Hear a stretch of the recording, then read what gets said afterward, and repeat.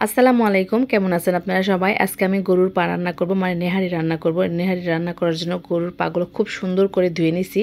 আর এটা আমার ফুপু ধুয়ে দিছে, কারণ গরুর পায়ের অনেক লোম থাকে।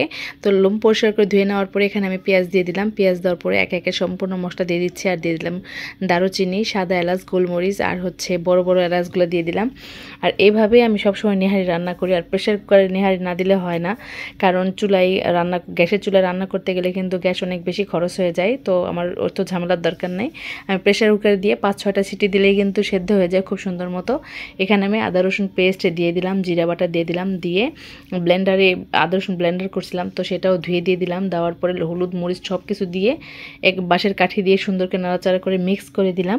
মিক্স করে দেওয়ার পরে এখানে আমি পরিমাণ মতো পানি দিয়ে দিব যেন সেদ্ধ হওয়ার জন্যে। তারপরে প্রেশার কুকারের ঢাকনাটা আটকায় দিব, দিয়ে আমি চুলায় চলে যাব। আমার মাকে দেখছি সবসময় গরুর ঠ্যাং ভুঁড়ি এগুলা 2-3 দিন জাল করার পরে আমাদের খাইতে দিত, কিন্তু এখন আর অত সময় অপেক্ষা করার মানে সুযোগ নাই। খুবই তাড়াহুড়া করা লাগে, কারণ গ্যাসের চুলায় এত 2-3 দিন জাল করলেও কিন্তু গ্যাসটা শেষ হয়ে যায়।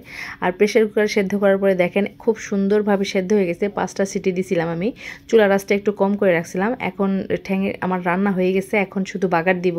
পেঁয়াজ রসুন কেটে রাখছি, এখানে আমি ছোট্ট কড়াই বসাই দিলাম। কড়াইটা গরম হয়ে আসছে, এখন আমি সয়াবিন তেল দিয়ে দিলাম। আর সয়াবিন তেল কিন্তু আমি নিহারির মধ্যেও দিছিলাম। প্রথমে আমি রসুন কুচিটা একটু হালকা ব্রাউন করে ভেজে নিব, তারপরে এখানে দিয়ে দিব পেঁয়াজ কুচি।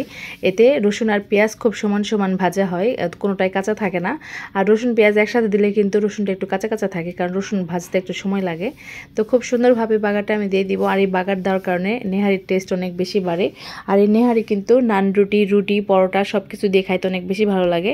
ভাত দিয়ে খাইতে একটু কম ভালো লাগে, চালের আটা রুটি দিয়ে খাইতে অনেক বেশি মজা লাগে।